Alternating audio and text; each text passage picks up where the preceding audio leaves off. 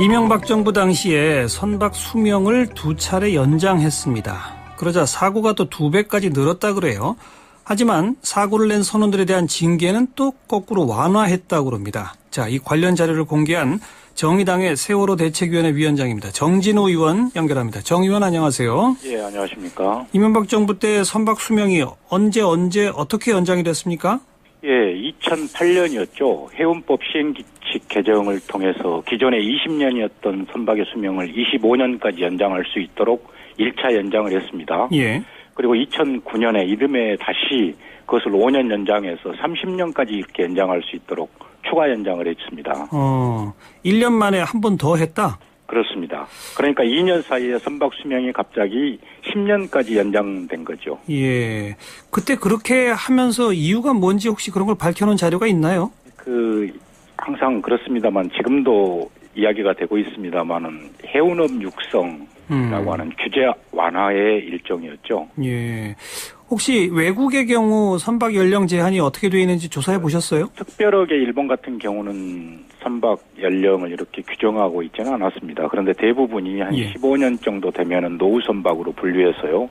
20년이 지나면 운행하지 않는 것이 통상적인 상황이더라고요. 그러니까 규제 장치가 없어도 그냥 통상적으로 20년 지나면 안 한다? 그렇습니다. 특히 여객선의 경우에는 승객의 입장에서 사고를 하기 때문에 더 이상 운행해서는 안 된다는 것이 아마 사회적 통념으로 이렇게 충분히 자리 잡고 있다고 이렇게 보여집니다. 근데 이게 굉장히 중요한 게 이게 30년까지로 연장되니까 그러니까 청해진 해운 측에서 18년 된 일본 배를 사오는 거 아니겠습니까? 그렇습니다. 일본에서는 폐선 직전의 배죠. 예. 그것을 사다가 개조를 해서 30년까지 이렇게 운행하는 이런 상황에서 사고가 난 겁니다. 그러니까 만약 그냥 20년으로 되어 있었으면 18년 된 배를 굳이 돈 주고 사오진 않을 거 아닙니까? 그렇습니다. 2년 쓰려고 2년 운행하려고 사올 까닭이 없는 거죠. 예. 그런데 이렇게 2009년에 이제 30년까지 연장된 후에 실제로 사고가 어떻게 변화가 있는지 2배로 늘었다고요? 연도별로 좀 사고 건수를 소개해 주시면. 2005년 자료를 보니까요. 한 658건으로 이렇게 집계가 돼 있었고요. 예. 2008년에는 480건이었어요. 많이 줄어들었네요. 예. 그런데 해운법 말씀드렸던 시행규칙이 이렇게 추가 개정된 2009년 당해현도에 723건으로 480건에서 723건으로 이렇게 급증했고요. 2011년 이때는 2008년에 2배인 946건 이렇게 집계가 됐습니다. 그래요? 예. 그러면 그 피해자들도 많이 늘었겠네요. 예, 피해자는 이게 보면은 사상자로 해서 사망자와 이 다른 부상당한 사람까지 이렇게 분류가 됐는데 2007년에 214명, 2008년에 240명, 2011년에 280명 이렇게 점진적으로 증가하고 있었습니다. 계속 늘어났군요. 예. 우연한 일치라고는 보일 수가 없었습니다. 그런데 또 하나 지금 정 의원이 문제 제기한 게 이 사고가 나면은 이제 책임 소재를 가려갖고 징계를 해야 되잖아요. 선장이나 선원들에 대해서. 근데 그 징계는 오히려 완화됐다고요? 어떻게 완화가 됐다는 얘기입니까? 징계 현황이 일반적으로 이렇게 보면은 면허 취소, 업무 정지, 견책 이렇게 돼 있는데 거기에다가 업무 정지 중 집행유예 이렇게 하나가 추가돼 있어요. 그게 언제 추가가 됐어요?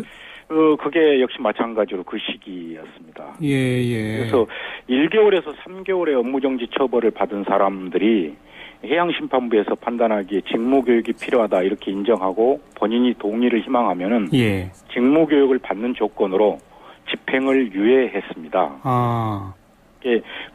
해양심판원이 사실상 보면은 면허 징계 수위를 대단히 낮게 처벌하는 경향이 있는 게 아닌가라는 지적을 받는데요. 업무 정지 처벌 이것까지 해버리면은 사실상 많은 부분들이 징계 해제 상태에 놓이게 되는 거죠. 그러니까 업무 정지를 시켜야 되는데 교육받는다 그러면 업무 정지를 안 해도 된다. 그렇습니다. 그 교육은 그 업무 시간이 아니라 다른 시간에 받아도 되는 거고, 그죠? 예. 그럼 사실상 업무 정지가 아닌 거네요. 아닌 것입니다. 그러니까 교육을 받으면은 업무 정지를 면해 주는 것이죠. 1에서 4일 정도의 교육을 받으면은 한 3개월의 업무 정지를 받았더라도 그 교육만 받게 되면은 아무 일 없이 이럴 수 있도록 이렇게 업무 정지를 풀어주는 겁니다. 그냥 3, 4일만 교육받아도 3개월을 면해 준다? 그렇습니다. 이런 건 또 왜 했답니까? 거기도 무슨 근거가 없었어요? 이것도 해운업 육성 때문입니까? 여기에 종사하시는 분들이 되게 이렇게 열악하고 이래서 아마 그렇다는 명목으로 이렇게 풀어준 것 같은데요. 예. 오히려 더 이런 문제는 강화했어야 되는 건데. 이런 거는 국회에서 법을 바꾼 게 아니라 정부가 그냥 한 거죠? 그렇습니다. 이게 해운법 시행 규칙이니까. 예. 그럼 해양수산부가 다 했겠네요? 해양수산부가 지휘 감독 권한이 있기 때문에 이건 전부 다 해양수산부에서 한 거죠. 예. 아까 그 가장 높은 징계가 면허 취소라고 그러셨는데 예. 저희도 자료를 보니까 면허 취소는 2008년에 딸랑 한 건밖에 없네요. 예. 아까 그 사고가 제일 많았던 게 2011년인데 그렇습니다. 무려 946건의 사고고 피해자가 280명인데 면허 취소는 제로네요. 예. 2007년에 발생했던 삼성중공업 에인선, 이게 홍콩 허베이 스프리트하고 충돌했던 해양 오염사고 아실 겁니다. 그게 저거잖아요. 저 부안 앞바다. 태안 앞바다 거기죠. 예, 오염사고인데요.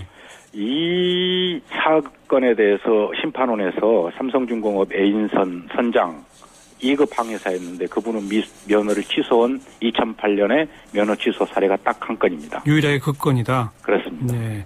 그걸 하는 게 아까 말씀하신 심판원?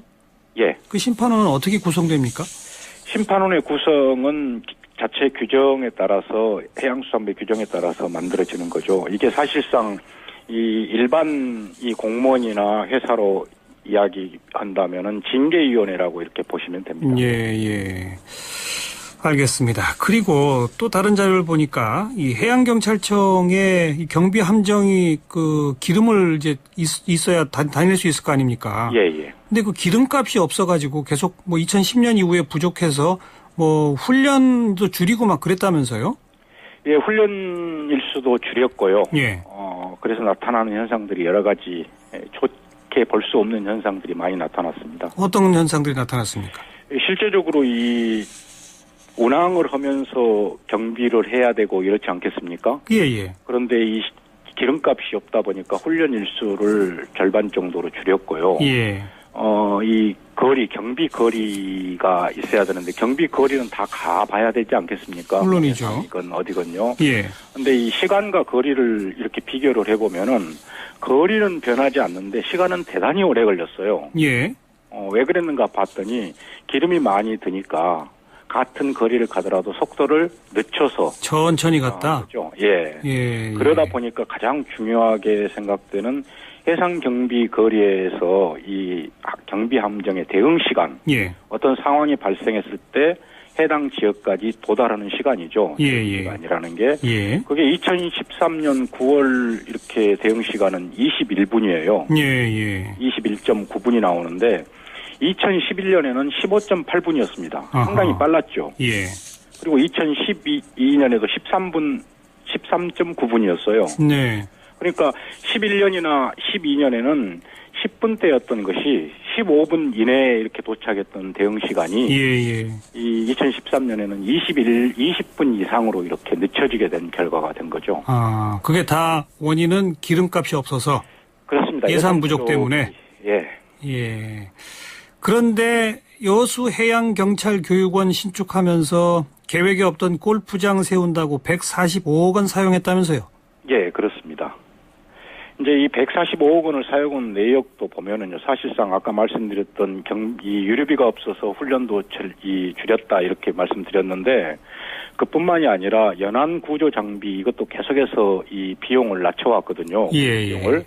그래서 최근 이 사건이 일어났던 지역에 서거차 출장소나 이 수품 출장소 같은 경우에는 이 구조 장비가 거의 없었어요. 그런데도 이 골프장을 지으면서 145억을 지출한 거죠. 처음에는 그걸 이 한포 사격장이 필요하다 그래서 50만 평 이야기했다가 나중에 70만 평으로 변경했는데 실제적으로 한포 사격장은 50평 미만의 실내 시뮬레이션장 이걸로 바꾸고 나머지 비용은 전부 다 골프장에 이렇게 투여했습니다. 더 이상 할 말이 없네요. 해양자 들어가는 곳들은 왜 다 이렇답니까? 네. 정 의원, 잘 말씀 잘 들었습니다. 예, 고맙습니다.